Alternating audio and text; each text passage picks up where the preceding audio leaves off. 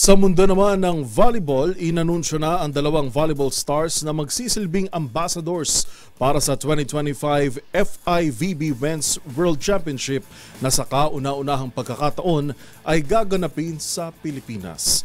Kilalanin sila sa report ni Matchpoint, Mili Borja. Ipinakilala ang volleyball stars na sina Brian Bagunas at Ea Laure bilang mga ambassador para sa 2025 FIVB Men's World Championship na gaganapin sa Pilipinas sa Setyembre.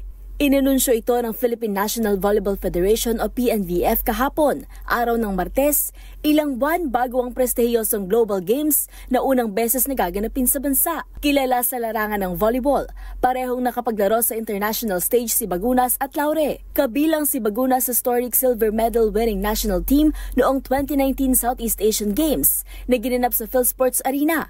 At simula nun ay regular na siyang naglalaro para sa kupunan. Samantala, si Laure naman ay nangunguna sa bagong henerasyon ng National Women's Team kasama ni Angel Canino, Faith Nesperos, Fifi Sharma at Team Captain Gia de Guzman sa ilalim ng head coach na si Jorge De Brito. Makakaharap ng Alas Pilipinas Men na kasalukuyang nasa rank 64 sa mundo ang ilang malalakas na kupunan sa FIVB Worlds. Kasama nito sa group stage ang world number 15 Iran, number 20 Egypt, at number 24 na Tunisia. Para sa MBC TV Network News, ito si Mili Borja ng DZRH TV, una sa Pilipinas, una sa Pilipino.